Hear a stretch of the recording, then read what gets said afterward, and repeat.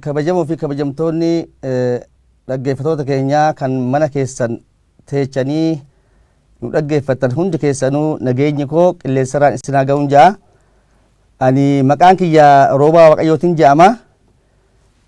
Har'a asitti kanan affeeramee fi barnoota amantii waaqeffannaadhaa isin barsiisuu fi marsaa tokkoffaa isin barsiisan ture. Amma immoo marsaa lammaffaan isin barsiisa. Kanaaf asumaanii carraa kanatti fayyadamee OMN qilleensa kana nuu kennuu isaatiin akka nuti dhaloota keenya bakka jiranitti hubachiifnu, rakkoolee dhibee nama rakkise kan addunyaa rakkise kanallee akka hubachiifnu, isallee qilleensa kana nuu kennanii akka itti gargaaramnu kan nu godhaniif isaanillee guddaa galatoomaan ja'a. Kanatti aansuudhaan barnoonni kiyya kanarraa barnoota amantii waaqeffannaa kan uummanni Oromoo qabu sana isin barsiisa. Tokkoffaa irratti odoon barnoota hisseeniin dura amantii waaqeffannaadhaa maali waan jedhu, amantii waaqeffannaa amantii ummata gurraachaa akka ta'e, amantii ummata Oromoodhaa amantii ummata gurraachaa akka ta'e seenarraa isin beekama, namoonni beekaa jechuudha. Uummanni Oromoo kun amantii qabaayi jechaa ture namni hundu jechuudha. Kanaafuu amantiin ummata Oromoodhaa waaqeffannaan uummanni Oromoodhaa odoo hin cabin dura gadaa bulchiisaaf qaba, amantii waaqeffannaa qaba, aadaa qaba, safuu qaba, warra jiruu fi jireenya ofiitiif katee nagayaan jiraatu tahuu dhabarree jechuudha seenarraa. Haa ta'uuti arra wanni sun hundi hafee amantii sunis badee, bulchiifni sunis badee, aadaa sunis cabee, uummanni Oromoodhaa uummata naamusa hin qabne, uummata homaa hin beekne, uummata facaa akkanumaan deemu ta'ee argame. Amantiin kan nama sirreechuu, sirna saba tokkoo, walqixxummaa saba tokkoo, jireenya saba tokkoo kan tiksu amantiin. Naamusa nama akka namni kun karaa tokko qajeelee jiraatu kan tiksuudha jechuudha amantii jechuun.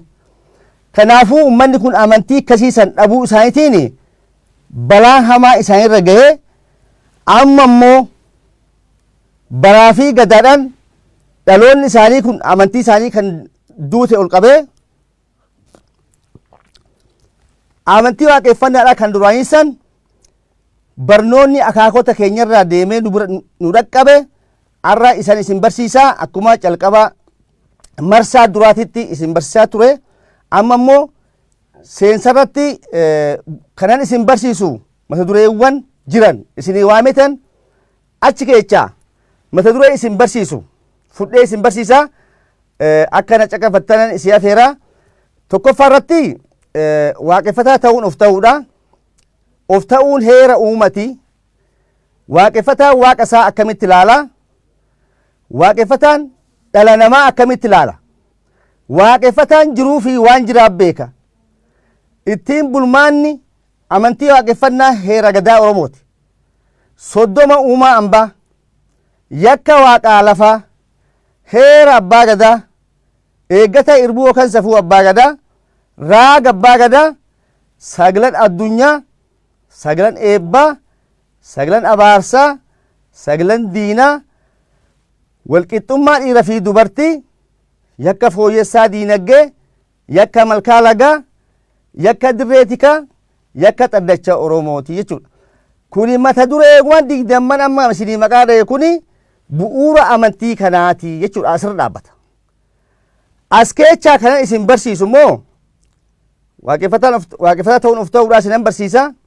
Heera uumaa isinan barsiisa. Waaqeffataan waaqa akkamitti akka ilaalu isinan barsiisa. Waaqeffataan dhala namaa akkamitti akka ilaalu isinan barsiisa.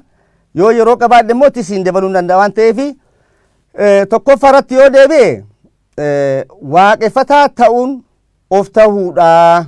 Hoggaa jennu maal jechuu keenya akka ta'e ofuma taanetoo argamuudha jechuudha.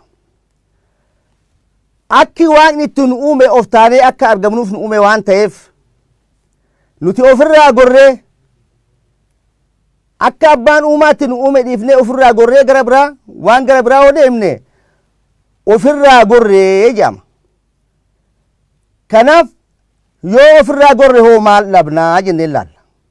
Aadaa hin dhabnaa, afaan keenya hin dhabnaa, ittiin bulmaata keenya hin dhabnaa, sirna keenya hin dhabnaa, safuu keenya hin dhabnaa, jiruu fi jireenya dhabnaa jechuudha.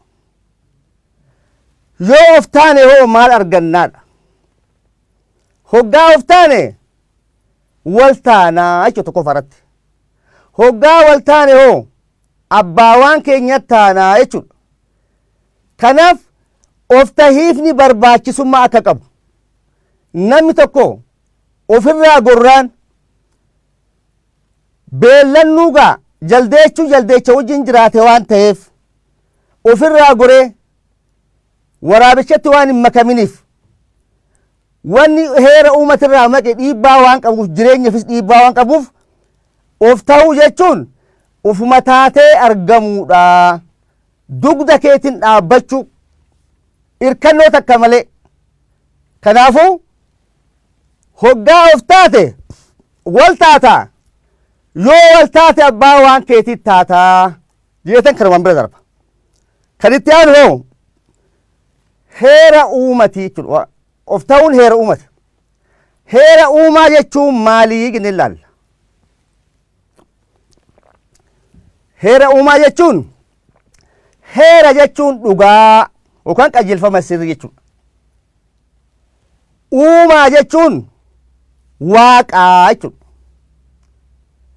Heera uumaa kana jaluma deeman malee itti bu'uun hin danda'amu jechuudha. Humna namaatii ol waan ta'eef.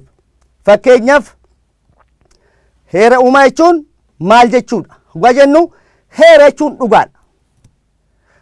Waaqa jechuun heera uumata hin jeessin barsiisee heera jechuun dhugaadha. Waaqa jechuun abbaa uumati. Fakkeenya heera uumaa yoo fudhanne dhihee bari'aa heera uumati jechuudha. Guyyaa kana halkanitti jijjiiraa, halkan guyyaatti jijjiiraa heera uumati. Nama lama walitti fidee baay'inni namaa kun keechaa argama waan ta'eef kunillee heera uumati harkaadhaa jechuudha. Wanni heerri uumaa godhu kuni yoo jala deemte malee amma halkan heerri uumaa wanni nu tolche guyyaa hin hojjetannaa halkan immoo sa'aatii 12 booda gara halkaniitti galleeti boqan halkan silaa inni uuman lafa siikaa isan yoo bobbaafate saganteeffatte yoo re'ee bobbaafatte halkan amma re'ee fi ati wayi galii yaaddaare situ heera uumatitti bu'ee jedhamaan. Fakkeenyaaf heerri uumadhaa jaluma deemuu qofatu nama baasaa halkan namarra humna qabanii halkan ilma namaatirra waan humna qabaniif guyyaa kan nu uume dhiifne halkan hoggaa deemne heera uumatirraa gorre hookan heera uumatti buunee jedhama. Tarii gaa namni bakka biraatillee halkan illee yeroon deemee hojjetu jiraachuu ni mala. Haa ta'uti akka heerri uumaa lafa nuu kaayetti ittiin jiraachuudha nu barbaachisa waan ta'eef heerri uumaa ganna waqtiilee jiran ganna bonatti jijjiireet bona gannatti jijjiira kunillee heera uumati. Rooba roobee magra magarsee midhaan facaafannee waan dhalli kun irraa fayyadamu horiin nuumishee aannan nuu kennee kan hundaa heera uumatitu nuu kennaa jechuudha. Kanaaf heera uumatitti bu'uun hin barbaachifne. Kanaaf heera uumaa jaluma deemuu malee itti bu'uun kan barbaachifne waaqeffataan akkasitti beekaa jechuudha yookaan akkasitti ilaala. Kanatti kan aanu qabxii sadaffaan waaqeffataan waaqa isaa akkamitti ilaalaa jennee ilaalla. Waaqeffataan waaqa isaa akkatti ilaalu karaa kam yoom deebi'ee waaqa kiyyaa wal qunnamnaa jedhee beeka. Fakkeenyaaf karaa fuulli kiyya deebi'e waaqni kiyya jiraa jedheet amana akka amantii waaqeffannaatitti. Maaliifi karaa fuulli kiyya deebi'e karaa duudhaa kiyyaa, karaa abbaa kiyyaa, karaa dhaloota kiyyaa, karaa galma abbaa kiyyaa hoggaan deebi'e waaqa kiyyaa wal qunnamne jedheet amana waaqeffataan. Akki waaqeffataan waaqa isaatti ilaalu olaantummaa waaqa isaa akkatti ilaalu waaqni kiyya na bira jiraa jedheet amana. Waaqeffataan waaqa barbaacha kallattii filatu. Maaliif na bira jira jedhee waan amanuuf akka amantii warra waaqeffataatti akka amantii uummata Oromootti waaqeffataan waaqni kiyya na bira jiraa jedheet amana. Fakkeenyaaf waaqeffataa fi waaqa jidduu qaamni sadaffaan hin jiru jechuudha. Durattuu na bira jira jedhee waan itti amanuuf fagoo na bira jira jedhee qaama sadaffaa nan barbaachisu jechuudha. Waaqeffataan akkasitti ilaala. Akka ilaalcha waaqeffataatitti akka amantii waaqeffataatitti waaqeffataan karaa fuulli kiyya deebi'e waaqni kiyya jiraa. Kana jechuun maal jechuudha? Karaa dhaloota kiyyaa, karaa abbaa kiyyaa, karaa galma abbaa kiyyaa hon deebi'e waaqa wal qunnamne jedheet amana. Waaqa wal qunnamne egaa jiru dhugaa jechuudha. Waaqa fi nu jidduu maaltu jira? Dhugaatu jira jechuudha. Fakkeenyaaf waaqni kan ijaan mul'atu miti. Namni ijaan waaqa arges hin jiru. Ani fi argellee hin beeku. Kanaafuu waaqeffataan waaqa dhugaa hojjeteet, dhugaa dubbateet, dhugaa dubbachuu fi dhugaa hojjechuu qofaan waaqa kiyya qunnamaa jedheet amana waaqeffataan. Akki ilaalcha waaqeffataadha. Akki waaqeffattoonni waaqa isaanii itti ilaalan. Fakkeenya wayii yoggaan isinii fudhadhe keelloo hookan buuphaa isii keechaa keelloo keechaa sun waaqeffataa yoo ta'e akkasitti ifa isinii ta'ee tokko isinii mul'atufan adiin isaan golkame sun waaqa kiyyaa jedheet amana. Maaliifi waaqa immoo xiqqeechite jettanii akkasitti naan hubanne xiqqeenya waaqaa ibsuu odoo hin ta'in akka waaqeffataan waaqa isaatti ilaalu waaqa isaatiin walitti dhihoo akka jiru kanaaf qaama sadaffaadha wanni barbaachifneef kanaaf abbaa isaatii fi haadha isaa tirraa asumatti dhalatee asumatti waan guddateef waaqni kiyya fagoo jira jedhee ummanni oromootillee ilaalchi ummata oromootilleen akki waaqeffataa waaqatti ilaalu na bira jira jedheet amana akkasitti ilaala waaqa qunnamne jechuun dhugaa dubbachuu fi dhugaa hojjechuudha waaqni namni waaqa argee bifa akkasii qaba jedhee dubbatu haga ammaatti addunyaa kana irratti waan jiru natti fakkaatu kanaafuu nuti akka waaqeffataatitti dhugaatti amannaa jechuudha yookaan dhugaa hojjechuudha dhala namaa waan irratti si jibbu nama miidhurraa fagaachuu ilma namaa tokko waan inni miidhaa isa jirtu gargaarsa godhuu fi waan isirraa jibbu godhuu sin barbaachisu isatu waaqa walitti si buusa jechuudha yoo dhugaa dubbanne yoo dhugaa hojjenne wanni waaqa walitti nu buusu tokkollee akka hin jirre kanaaf ilaalchi waaqeffataadha waaqeffataan waaqa isaa akka itti ilaalu bifa kanaan laala akkasitti akkan killee fakkii fudhee isiniif kaa'u yaaletti keelloo sun waaqeffataadha adiin sun waaqa maaliif akka namaa galutti jedhee waan yaadeef kanaaf akka waaqeffataan waaqa isaatti ilaalu morma isaa yookaan kallattii filatu waaqa barbaacha waa ilaalchi waaqeffataadha akka kanatti waaqa isaa laalaa jechuudha kanatti aansuudhaan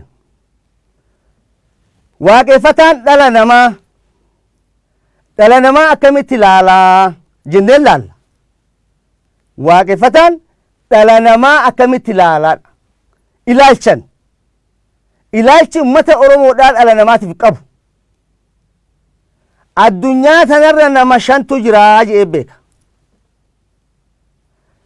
ilaalcha beeka akka ilaalchatti addunyaan tun guutuun nama 5 jechuu miti ilaalchaan akki ummanni oromoodhaa itti nama laalu akki waaqeffataan ilaalchan namummaa namaatti ilaalu addunyaa tanarra nama 5tu jira jedhee beeka 5 jennaan gurbaan tokko nama 4 qaba jenneetuma gurbaa kana ol fuunee abbaa isaa haadha isaa obboleessa isaa obboleettii isaa isa dhaabbatu kanatti 5 jechuudha addunyaan guutuun nama 5 kana irratti murteeffate jechuudha waaqeffataan akka ilaalcha waaqeffataatti akka ilaalcha waaqeffataatti addunyaa tana guutuu nama 5 kanatti murteeffate heera itti tumate jechuudha kanaaf heera 4 bira kaayyateet irratti heerrateet akka dhaloonni kun ittiin jiraatu wanni asitti amma akka haaraatti isin barsiisu kuni waan ummanni dur heerratee murteeffatee ittiin jiraachaa ture waan nuti ofirraa bannee waan turreef amma harkaa fi akka tookan immoo harka wanni barsiifnu hojiidhaan waan hin jirreef dhaloota keenya akka abboonni dur itti gaggeessaa ture san barsiifna haa ta'uuti waaqeffataan dhala namaa akkamitti ilaalaa isa jedhu addunyaa tanarra nama 5tu jira jedhee beeka 5 jennaan gurbaan tokko nama 4 qabaa jennee ilaalla abbaa isaa haadha isaa obboleessa isaa obboleettii isaa gurbaa kanatti nama 5 nama 5 qaba kan jennu sun namni 5 mucumaas dhaabbatu kana heera yakkaa lafa goone gaa irratti heerra amma gaa yoo irratti heerre yakka abbaa fi ilmaa jenneeti yakka afran lafa goone irra yakka abbaa fi ilmaa je'ee gaa heeru abbaatti ka ilma isaa fakkaatu ilmatti hoo jennaan kan abbaasaa fakkaatu randeebiyaa yakka abbaa fi ilmaa jennaan abbaatti kan ilma isaa fakkaatu ilmatti hoo kan abbaa isaa fakkaatu abbumaa fi ilmaa jechuudha. Yakka haadha fi ilmaa jedhee murteeffatu haadhatti kan ilma isiidhaa fakkaatu, ilmatti hoo haadha isaa fakkaattu fakkaattuun haadha isaa haadhumaa fi ilmaa jedheetu murtaa'aadha akka amantii waaqeffataatti. Akka ilaalcha amantii waaqeffannaatitti ilaalchi isaan namaaf qaban. Kasadeessoo yakka obboleessa fi obboleessaa jedhee gaaheeru kan obboleessa kee fakkaatu wajjin obboleessumaa fi obboleessaa jechuudha. Kan obboleessaa fakkaatu wajjin hoggaa jennu fakkii wajja fixe namni biraan hafne jechuudha. Egaa sirriitti as keessatti laallachuun barbaachisaadha. Fakkiidhaaf fixe waan ta'eef kan obboleessa kee fakkaatu wajjin addunyaan tun guutuun obboleessa fi obboleessaa jedheet murtaa'aadha akka amantii warra waaqeffataatti, akka ilaalcha waaqeffataatti. Kana bira darbee yakka obboleessa fi obboleettii jedhee gaaheeru obboleechatti kan obboleettii isaa fakkaattu, obboleettitti kan obboleecha isiidhaa fakkaatu obboleechumaa fi obboleettidha jedheet murtaa'aadha jechuudha. Akka amantii waaqeffannaatitti akka ummanni Oromoodhaa itti nama laalu ilaalchan. Kanaaf hanga abbaa warraati fi haati warraa takka heera obboleecha fi obboleettitti wajjin bulan takkatti hundaa'uu fakkiidhaan bakka tokkotti fixeeti ilaalchan addunyaa tana guutuu bakka tokkotti guduufee kuni kiyya kiyyaa miti jechuu dhabuurraa kan ka'e akkasitti ilaale. Kana yoo jedhu immoo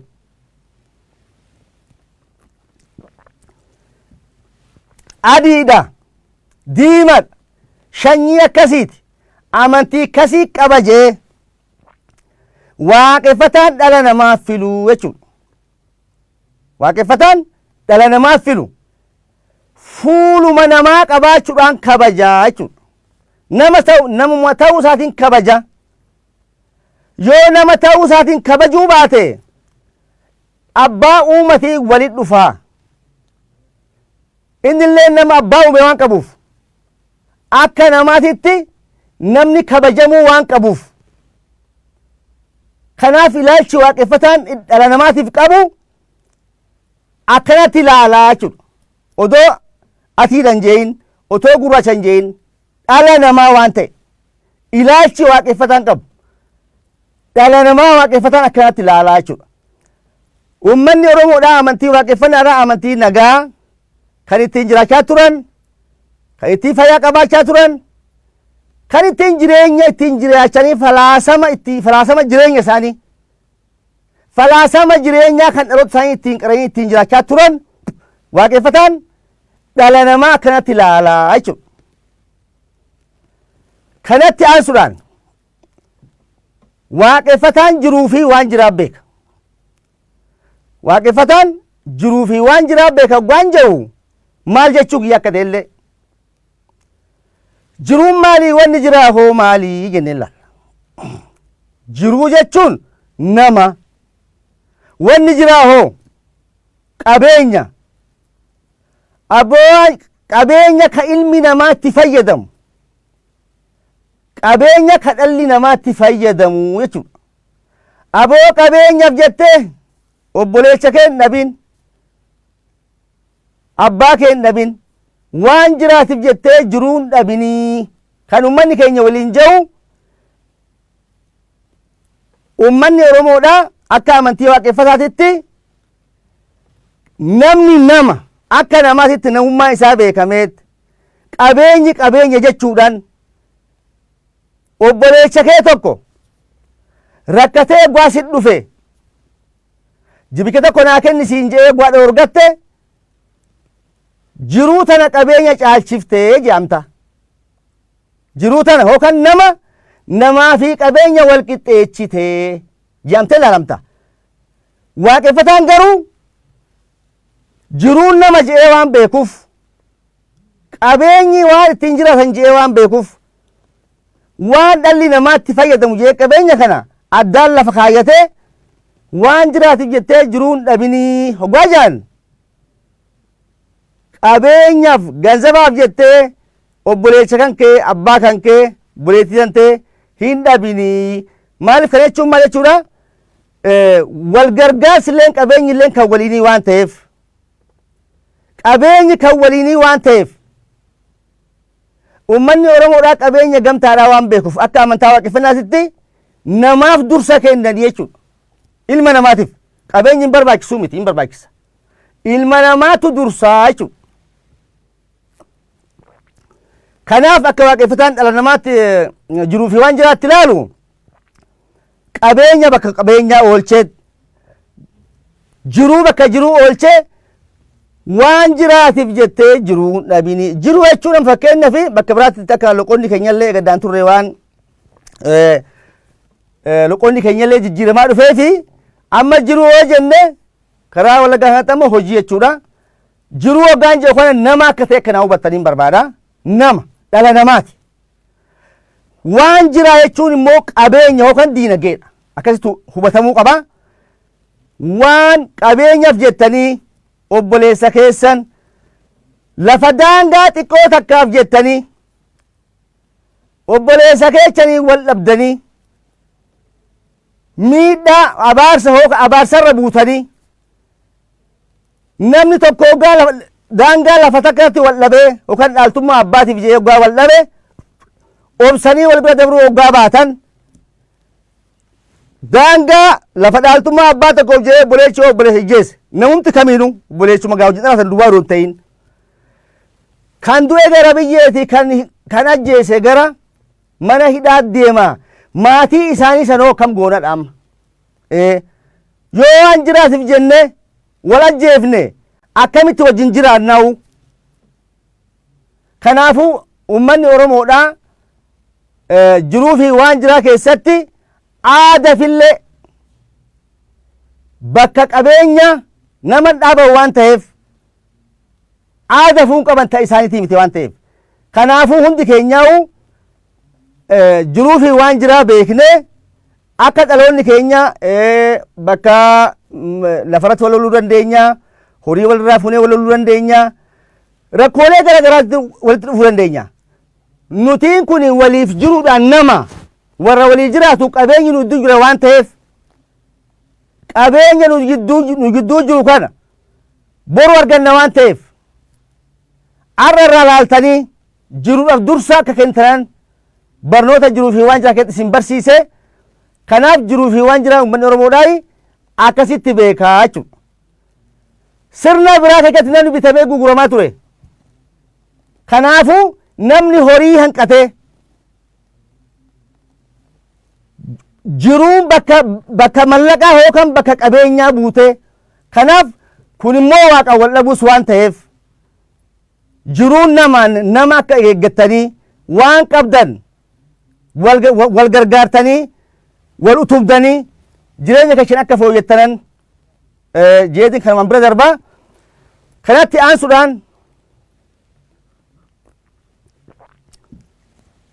qabxiin itti aanu yakka waaqa lafaa isin barsiisa.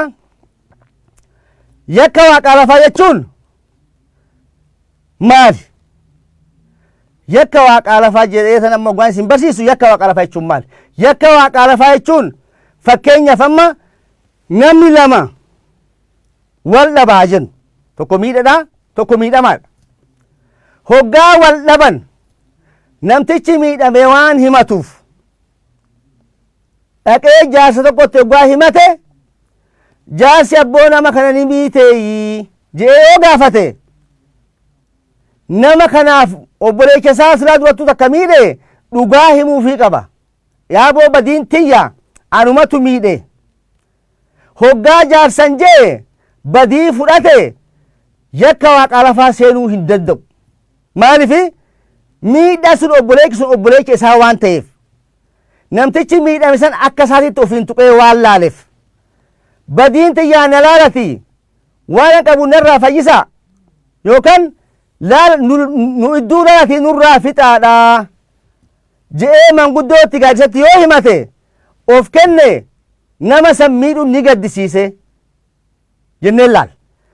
Fakkeenyaaf namticha miidhee hoggaa manguddoon gaafatu hin miinee jedhee hoggaa waakkate amma yakkisaa maal ta'e durattuu namticha nama san miidhu yakkisaa tokko waan ta'eef jaarsammoo isinan araarsaa kan dantaa takka jidduu hin qabne isa dhalootummaadhaaf jee dantaa dhalootummaatiif jee nama jidduu dhaabbatu dhugaa waakkachuun yakkisaa lama ta'ee jennee laalla. Fakkeenyaaf lafa tana gubbaa dhaabbatee namticha kana hoggaa isa san miidhu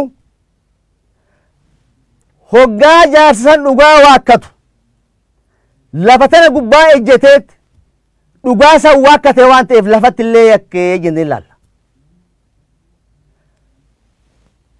Kaafraniyoo waaqa sirra si beeku kan hoggaati nama san miitu beeku kan immoo manguddoo saniif dhugaa inni waakkatu beeku kan hoggaa inni agarte dachii tanarra beeku san ittillee yakkee jennaan. Fakkeenyaaf waaqa fi lafatti yakkuuni ilma namaa kana miidhaan waaqa fi lafatti yakkaa jechuudha. Kanaaf waaqa fi lafatti yakkee namtichi kun yakka waaqa lafaa seene kan jennuun kuni ilmuma namaa san miidhee hin miine je'ee dhugaa manguddoodhaa waakkatee yakka waaqaa lafaa seenee jennaan akka waaqeffataatti. Waaqeffataan akkasitti ilaalaa jechuudha. Kanaafuu yakka waaqaa lafaa akka kanatti ilaallaa jechuudha. Kanatti aansuudhaan egaa yeroon kiyyas yeroon naa kenname gabaachata haa ta'uuti waa'ee dhibee koronaa yookaan immoo addunyaa kana rakkisee dhala namaa lafarraa fixaa jiru kana dhaloonni keenya akkamitti akka ofirraa eeguu qaban akkamitti akka ofirraa tiksuu qaban jijjiiramni dhibeen kun qabu maal fakkaataa jedhanii of dhaggeeffatanii gorsa ogeecha fayyaadhaa dhaggeeffatanii xiyyeeffannaa ofii kennuudhaan dhibee kana ofirraa ittisuun hin danda'ama jeetan amanaa. Kanaafuu miseessonni waaqeffattoonni kan teechanii agartee mana keessan teechanii nu laaltan hundi keessanuu akkasumas dhaloonni biyya kanaa dhibeen kun amantii filatu waan ta'eef shanyii filatu waan ta'eef dhalli biyya kanaa hundi dhibee kana jalaa isinaa baraaruun isiniin jaa waan ogeessi fayyaadhaa isiniin jee akka hojiirra oolfattanii sammuun keessa illee otoo hin miidhamin jabina qabaattanii ofirraa ittisuu irratti akka laallattanan isiniin jaa horaa bulaa deebanaadhaa dhibee kanalleen isinirraa haa baraaru dhugaadhaan jiraadhaa dhugaan isin biraa haa jiraattu isiniin jaa galatooma horaa bulaa.